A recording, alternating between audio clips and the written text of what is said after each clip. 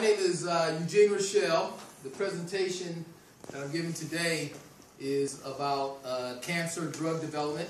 The reason I'm giving this presentation because most times when you apply for a research position in academia or biotechnology, they may request that you give a presentation on the research that you have done that is similar to the work that they're doing in their laboratory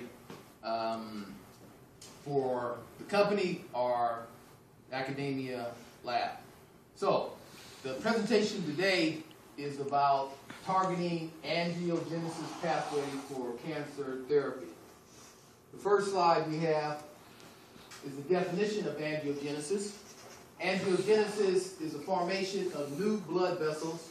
Tumors need blood vessels to grow. Okay? Angiogenesis inhibitors are designed to prevent formation of new blood vessels, therefore slowing down the growth and the spread of the tumors. U.S. Food and Drug Administration has already approved several drug inhibitors for angiogenesis. So this is a profitable market for drug development. Now, angiogenesis occurs in tumors, as I just said. However, it occurs normally. Normally in child development, when the fetus is growing, angiogenesis is taking place. Also in adults, examples would be angiogenesis in the uterine lining when a female has her menstrual cycle on a regular monthly basis. And also another example is angiogenesis tissue during wound healing from a cut. So those are examples of normal angiogenesis. Now, angiogenesis formation is due to endothelial cells. So the endothelial cells will come together and form your blood vessels, which include your capillaries, arteries, and veins. So, angiogenesis and cancer, how do this come together and how do they work in association? So, the natural history of cancer is due to several factors that occur that accumulate to produce the actual tumors.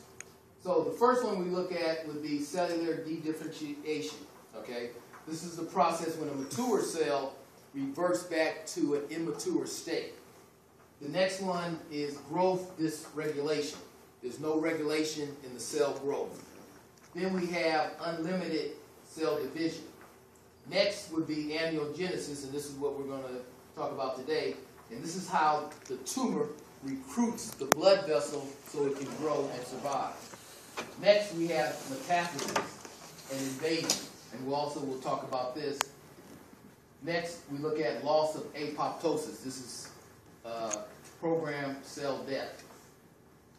At the molecular level, you have events that occur where we have dysregulation of growth factors and the receptors.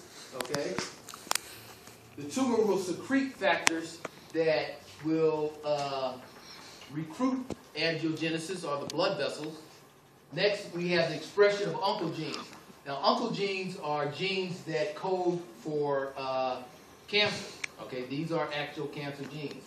Then we have specific proteins that we call matrix metallic proteins, and they basically will cut openings for the tumor cell to get into your blood vessels.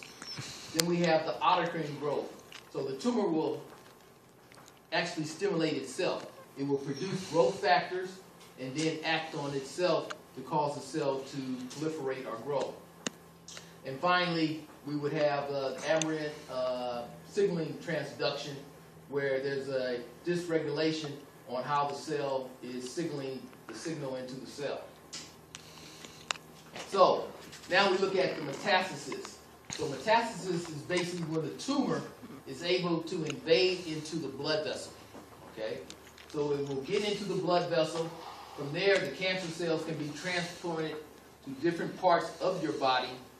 And at this point, the tumor cell will form what we call a secondary tumor. Okay? Therefore, this is what we call metastasis. The tumor has spread. So, angiogenesis, the metastasis. So, This is the blood vessels without angiogenesis. When the tumor recruits it, it sends out a signal, and you see how the blood vessels will grow out, and then they will invade the tumor. Now the tumor becomes a surviving tissue.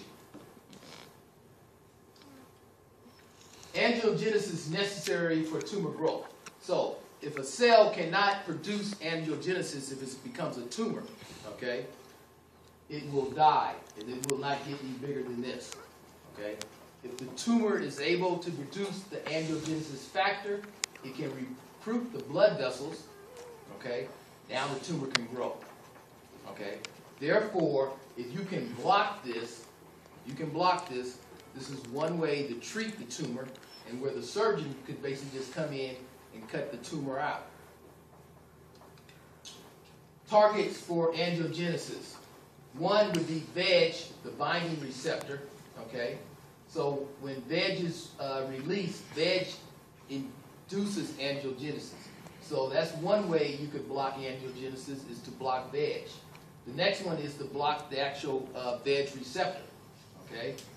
Another target would be what we call the integrin cells, protein, because this allows the cells to migrate. If you can block that, then the cells can't move. And the third one would be blocking the metallic proteins, where the cells cannot cut their way out of the site where they're located. Understanding VEG pathway may allow for future approaches to inhibition of angiogenesis. So out of all the factors that can induce angiogenesis, they all act through VEG. VEG is like the second messenger, okay?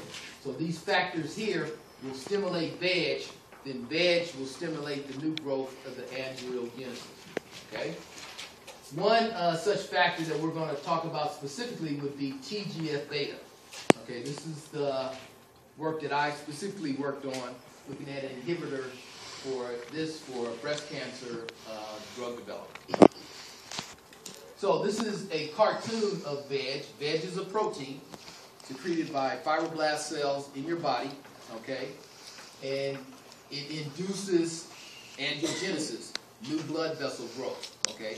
It's normal during development, and the examples I showed you, okay? But during tumor development, okay, it can act to recruit the blood vessels into the tumor. So there's what we call a dimer protein. Dimer meaning two pairs, okay? And this is just an example. They're what we call a VEG family. So there's different proteins, but they basically are all VEG. They look a little different with the sequence, but the main ones would be VEG1, VEG2, and VEG3. So VEG1, not quite sure how it works on angiogenesis, but it does induce angiogenesis. The main one that we're interested in is in VEG2 for tumor growth. So VEG2, if it's stimulated, it will induce the endothelial cells to form new blood vessels. And VEG3 is mainly for the lymphatic tissue formation. So, when we look at tumors and how they react to VEG, okay, so for VEG1, you see you get an increase in the tumor expression, okay. VEG2, you also get an increase in tumor expression, and the same thing for VEG3. So they all act to induce the tumor. Specifically, it's been shown that this pathway for VEG1, because as I said, we wasn't quite clear on how it acts in angiogenesis, but it has been shown to, once it's stimulated with VEG, it will induce angiogenesis also. VEG also induces maturation of dendritic cells. Now, dendritic cells are cells that are of the immune system. Now, they're in your tissue. Okay, so within your tissue, you have the immune cells that protect you from invaders. And VEG will induce the cells to proliferate, okay, and to maturate, or inhibit, maturation. So VEG is also required in development. Okay, so during development, they've shown that if you block VEG, okay, the organism will not survive. It's lethal because they won't have no blood vessels. No blood vessels, no life.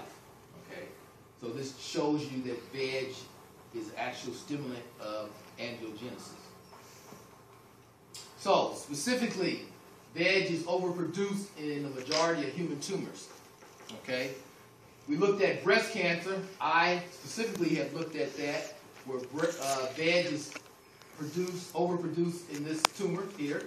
Okay, it's also overproduced in colorectal cancer and lung cancer. So, if we can block either VEG or the factor that stimulates VEG, then we could use those inhibitors for drug treatment for these types of cancers. So, currently, the type of treatment that we use for cancer and treatment, okay,